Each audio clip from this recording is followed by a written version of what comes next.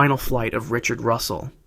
Richard Russell was a 28-year-old ground service agent for Horizon Air. He loaded bags and guided planes at Seattle-Tacoma International Airport. On August 10, 2018, Russell had access to aircraft on the tarmac as part of his normal duties. He had no pilot training. That evening, at 7:33, he climbed into an empty Bombardier Q400 turboprop. The plane was a 76-seat aircraft capable of flying over 360 miles per hour. Russell started the engines. Within minutes, he was taxiing without authorization. Air traffic controllers tried to make contact, confused by what was happening. The plane accelerated down the runway and lifted off. Russell was alone in the aircraft, flying over Puget Sound with no plan and no experience. His voice came through on the radio frequency. He sounded casual, almost cheerful, as he spoke with controllers. He joked about his lack of skills, about doing a barrel roll, about not wanting to hurt anyone. Military F-15 jets were scrambled to intercept. People on the ground looked up and saw the plane moving erratically through the sky. Some filmed on their phones. The aircraft twisted and dove, pulling maneuvers that stunned aviation experts. Russell continued talking on the radio. He said he was a broken guy with a few screws loose. He said he wasn't really planning on landing. The flight lasted 1 hour and 13 minutes.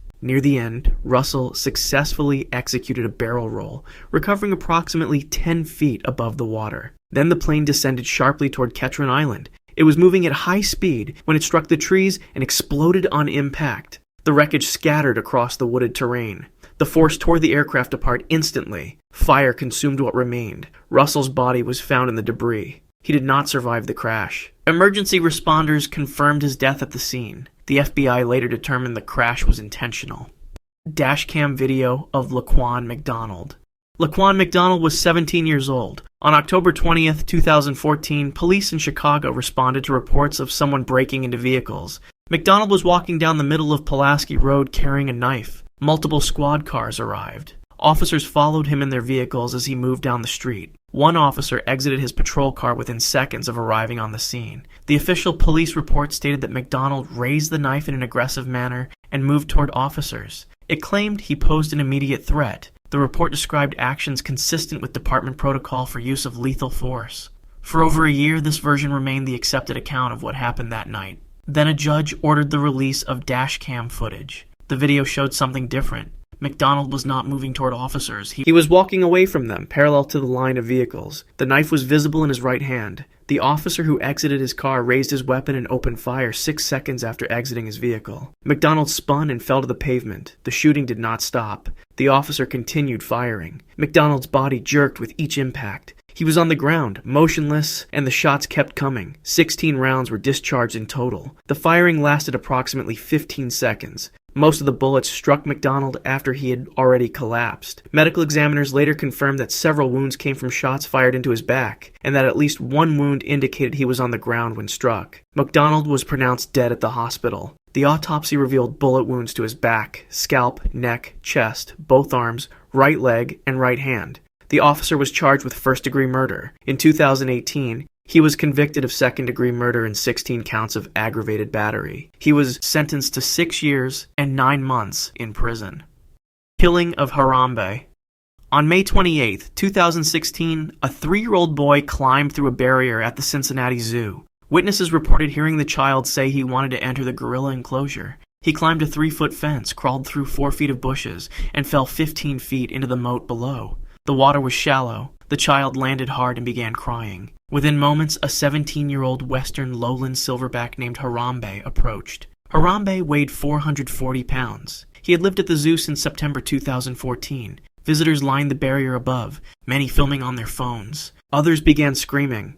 The noise echoed through the enclosure. Zoo officials immediately called for all 3 gorillas to return inside. 2 females complied, but Harambe did not. He climbed down to investigate the child splashing in the water. Harambe grabbed the boy by the ankle and dragged him through the moat. He carried the child from one end to the other, occasionally propping him up when he sat or pushing him down when he stood. Zoo officials faced an immediate decision. The Dangerous Animal Response Team was notified. They watched Harambe's behavior closely. The gorilla became increasingly agitated and disoriented by the crowd noise. He exhibited strutting behavior, walking with legs and arms stiffly extended. He stood over the child, dragged him again, and examined his clothes. Tranquilizers were considered but rejected. A dart would take several minutes to work, and in that time, an agitated gorilla could kill the boy instantly. The drug might also further aggravate Harambe. 10 minutes passed. The child remained in the enclosure, still alive, but in danger. The decision was made. A single rifle shot was fired. The bullet struck Harambe in the head. He collapsed immediately into the moat. His body went still. The boy was between Harambe's legs when the shot was fired. Zoo personnel entered the enclosure and retrieved the child, who survived with minor injuries. Harambe died instantly from the gunshot wound. The video footage spread rapidly online. Millions watched the incident unfold. Debate erupted over whether the shooting was necessary. Zoo officials maintained that the child's life was in imminent danger. Harambe's body was removed from the enclosure that same day. Arrest and death. George Floyd was 46 years old. On May 25, 2020, he was arrested in Minneapolis, Minnesota. A store clerk had reported that Floyd used a counterfeit $20 bill. Police arrived and located Floyd sitting in a vehicle nearby. Officers ordered him out. He complied but appeared distressed. He was handcuffed and walked to a police vehicle. What happened next was filmed by a 17-year-old girl named Darnella Frazier. She had been walking with her 9-year-old cousin to Cup Foods when she saw the arrest. She sent her cousin into the store and began recording with her phone. The footage showed Floyd on the ground, face down on the pavement. His hands were cuffed behind his back. Officer Derek Chauvin knelt on his neck. Floyd's cheek was pressed against the asphalt. Floyd began speaking. He said he couldn't breathe. He repeated it multiple times. Bystanders gathered, some filming, others shouting at the officers to check his pulse. Floyd called out for his mother. His voice grew weaker. He said he couldn't breathe again. Chauvin did not remove his knee. 3 other officers were present at the scene. Officer Tu Thao stood nearby, preventing bystanders from intervening. Minutes passed. Floyd's words became less frequent. He continued to say he couldn't breathe, but his voice was fading. Then he went silent. His body stopped moving. Bystanders shouted that he was unresponsive. Chauvin's knee remained on his neck. The pressure continued even as Floyd lay motionless on the street. 9 minutes and 29 seconds passed from the time Chauvin's knee made contact with Floyd's neck to when it was finally removed. Paramedics arrived and checked for a pulse. Floyd was loaded into an ambulance and taken to the hospital. He was pronounced dead shortly after arrival. The official autopsy ruled his death a homicide, caused by cardiopulmonary arrest, complicating law enforcement subdual, restraint, and neck compression. Chauvin was charged with second-degree unintentional murder, third-degree murder, and second-degree manslaughter. He was convicted on all 3 counts and sentenced to 22.5 years in prison. Murder of Jun Lin. Jun Lin was a 33-year-old international student from China. He studied computer engineering at Concordia University in Montreal, Canada. In May of 2012, he met Luca Magnotta, a 29-year-old man who worked as a porn actor. On May 24th, Lin went to Magnotta's apartment. He did not leave alive. Magnotta filmed what happened inside that apartment. He titled the video, "One Lunatic, One Ice Pick," and uploaded it to the internet. The footage showed Lin tied to a bed frame. He was stabbed repeatedly with a screwdriver that had been painted silver to resemble an ice pick, and with a kitchen knife. The video was over 10 minutes long. It documented the entire act in deliberate detail. Surveillance cameras captured the last images of Lin alive on the night of May 24th, showing him and Magnotta entering the apartment building together. Lin sent a final text message to a friend at 9 p.m. that evening. His boss reported him missing when he failed to show up for work the next day. By then, the video had already been posted online. The video continued after Lin stopped moving. Magnotta proceeded to dismember the body. He used kitchen tools. The footage showed him separating limbs from the torso and performing acts of necrophilia. Lin's hands and feet were mailed to political offices and elementary schools across Canada. His torso was found in a suitcase behind Magnotta's apartment building. His head was discovered in Angrignon Park weeks later on July 1st. Magnotta fled to Europe. He flew to Paris on May 26th, then traveled by bus to Berlin. An international manhunt ended with his arrest in Berlin, Germany, on June 4th. He was found at an internet cafe reading news stories about himself. He was extradited to Canada, charged with first-degree murder, and convicted in 2014 after a jury rejected his defense of mental illness. He was sentenced to life in prison with no possibility of parole for 25 years. 3 Guys, 1 Hammer video. In the summer of 2007, 2 teenagers in Dnipropetrovsk, Ukraine, began attacking people at random. Viktor Sayenko and Igor Supruniuk were both 19 years old. They targeted victims in isolated areas, primarily at night. Over 3 weeks, from June 25th to July 16th, they were responsible for 21 deaths. They recorded multiple attacks on a mobile phone. One victim was Sergei Yatsenko, a 48-year-old man. On July 12th, he was traveling on his bicycle when he was ambushed on a wooded path. Sayenko and Supruniuk struck him and knocked him to the ground. The video began recording after Yatsenko was already on the ground. He was lying on his back, unable to move. His face was visible. He was alive and conscious. The footage showed Suprunyuk holding a hammer concealed in a yellow plastic bag. He struck Yatsenko repeatedly in the face. The sounds were captured clearly on the recording. Yatsenko made groaning noises with each impact. His breathing was labored but audible. Suprunyuk used a screwdriver, stabbing it into Yatsenko's eyes and abdomen. The attack continued for over 4 minutes. According to sources describing the video, Yatsenko's movements gradually decreased and he appeared to lapse in and out of consciousness throughout the assault. Both teenagers were arrested on July 23, 2007. They were tried as adults and convicted of multiple counts of murder. Sayenko was convicted of 18 murders and sentenced to life in prison. Suprunyuk was convicted of 21 murders and also received a life sentence.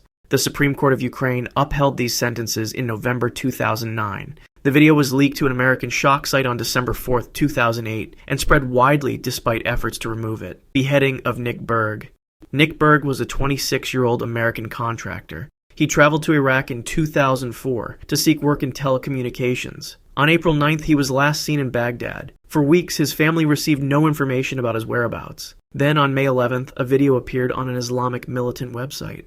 It was titled Abu Musab al-Zarqawi Slaughters an American. The footage opened with Berg sitting in a chair. He wore an orange jumpsuit. He identified himself on camera. The video then showed him on the floor with 5 masked men around him. One of them read a statement in Arabic for several minutes. Berg remained motionless during this time. When the statement ended, the men moved closer. Berg was forced onto his side. What followed was captured on the approximately 5.5-minute video. The video showed one of the men using a knife to sever Berg's head. The severed head was eventually held up to the camera. The video ended shortly after. It spread rapidly online before authorities could remove it. Medical research on decapitation indicates that loss of consciousness occurs within seconds after the carotid arteries are severed. Studies on laboratory animals have found that brain activity associated with consciousness ceases approximately 3 to 4 seconds after decapitation, though electrical activity in the brain can persist longer. The research suggests a rapid drop in blood pressure causes swift loss of awareness, though the exact experience cannot be determined from animal studies alone. The man who read the statement was later identified as Abu Musab al-Zarqawi, a militant leader.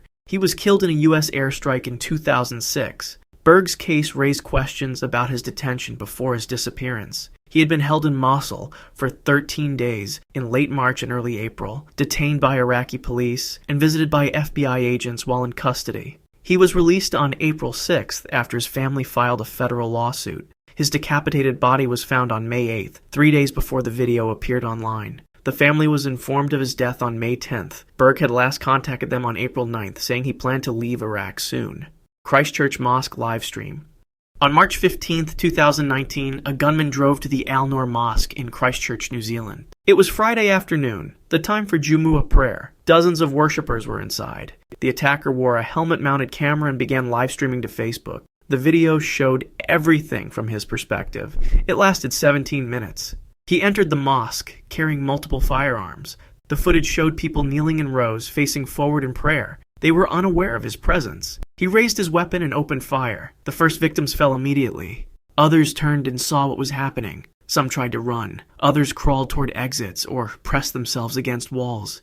He moved methodically through the prayer hall, firing at close range. Not everyone died instantly. Gunshot wounds to the torso or limbs do not always cause immediate death. The body can remain conscious for minutes if the heart continues beating and the brain receives oxygen. The video captured people on the ground, wounded, attempting to move. The attacker walked through the mosque a second time. He fired again at those who were still alive. Some had been trying to crawl toward doorways. Others lay motionless, but were shot again to ensure death. One man, Naeem Rashid, rushed at the gunman in an attempt to stop him. He was shot multiple times and collapsed. His son Talha Rashid was also killed in the attack. A 71-year-old man named Haji Daoud Nabi greeted the attacker with the words, "Hello, brother," before being shot.